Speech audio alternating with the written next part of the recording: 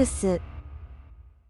The movie starts in Costa Rica, where Dr. Michael Morbius, portrayed by Jared Leto, who, let's be honest, probably insisted on drinking real bat blood on the set, tells an immediate lie, as his first ever sentence in the movie.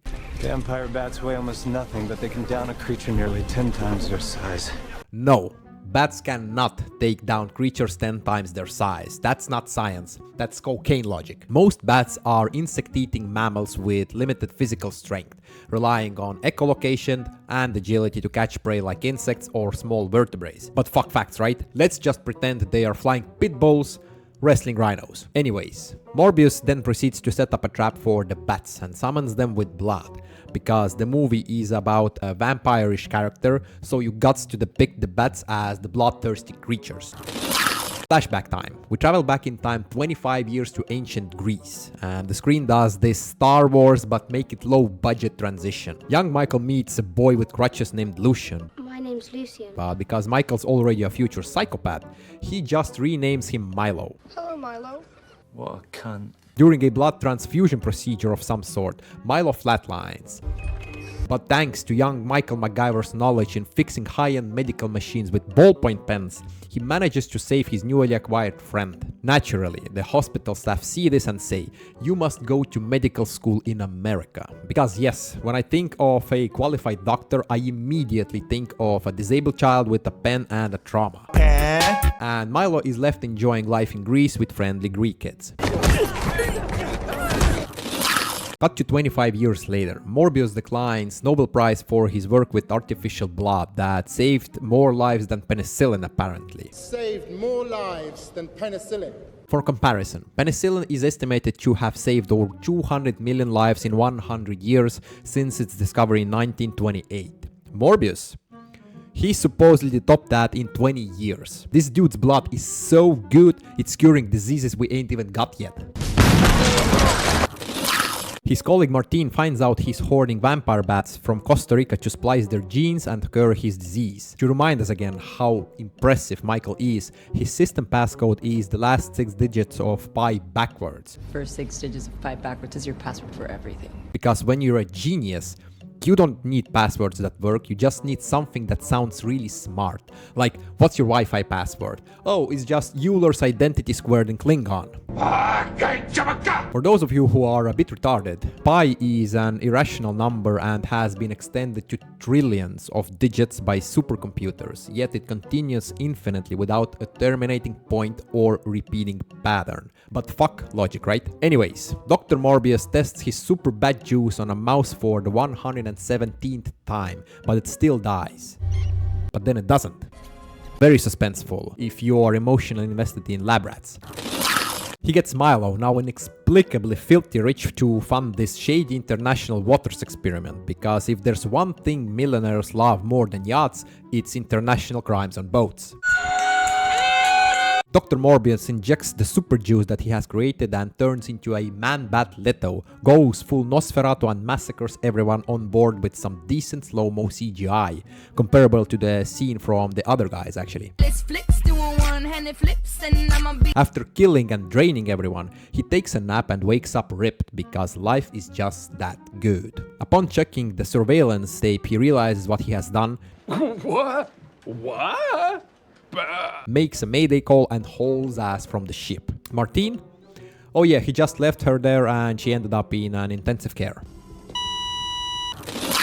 Morbius goes back to his lab, and you'd think that after killing all those people on the boat, he'd at least feel some remorse or sadness, but he ain't got time for that. He's actually feeling quite pleased with himself, compares himself to the Olympic athletes, and is overall superhuman. I have the constitution of an Olympic athlete, increased strength and speed that can only be described as superhuman. We are dealing with a sociopath here. He enters his do-it-yourself bat cave and lies about bats again, while Dark Knight copyrighted soundtrack is playing in the background. I feel a kinship with these creatures. They would tear anyone else apart. Anyone else apart. Anyone else apart.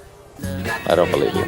He then proceeds to describe his superpowers with pride and steps into the copyrighted material yet again. I've even developed a form of echolocation, bat radar for the uninitiated. After bragging is done, he masters his superpowers in seconds because ain't nobody got time to see him learn. He also learns that artificial blood keeps him satisfied for 6 hours, but the time window keeps decreasing. Therefore, the only logical thing to do here is to starve yourself to death and see what will happen then, and that is exactly what he does. Luckily, Milo saves his ass and requests some of that super bad juice for himself. Give it to me. But Morbius, being in not such a braggy and excited mood like he was a couple of minutes ago, declines the request, calling it a curse. It's a curse. This, by the way, is the same guy who just murdered a ship's crew and left a colleague for dead, but now he's all about ethics. Then a nurse from Act 1 gets murdered, and while the film tries to act like this is a huge tragedy, the real crime here is the strobe overhead light in that hospital.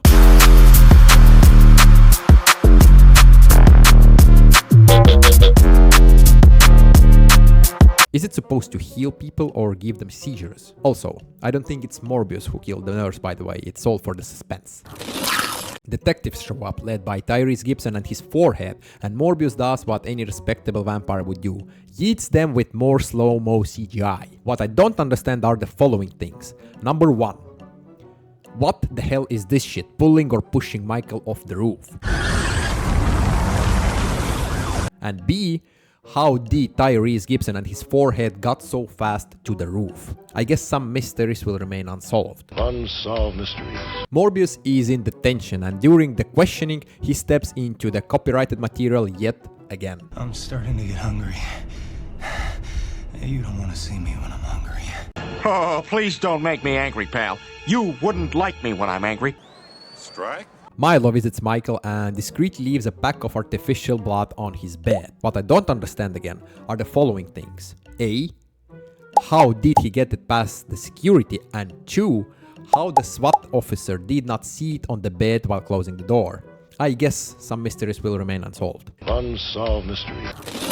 Anyways, Milo didn't only leave the pack of blood, but also his walking stick, which is how we learn Milo is now Bat 2.0, aka batshit crazy. Morbius escapes prison with stylish distortion CGI, which now also affects his clothes, because science, I guess. I thought they learned from the Fantastic Four and Mr. Fantastic super elastic suit mishap, but apparently they didn't. Michael catches up to Milo and the chase breaks loose with some more of slow motion, of course.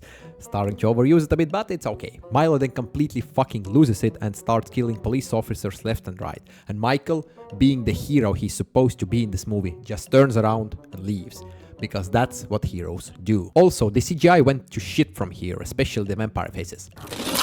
Milo catches up to Michael and starts running after him, but for some reason, the subway is actually going faster than the vampire, even though the average speed of the New York subway is around 20 miles per hour. So that's weird. Also, we now learn what was that mysterious push-pull shit on the roof. It was the wind. And he can fly like the wind and be gone with the wind like Scarlett O'Hara, and that's exactly what he does. Martine, meanwhile, is being followed by one of the agents, but manages to lose him by going on a bus where she meets Michael. They go to a cafe and Martine tests whether he is actually a vampire by making him reach for a coffee to see what the daylight would do to him. At the cafe that they walked into in the daylight, and before that rode a bus in the daylight. Medical school? Really?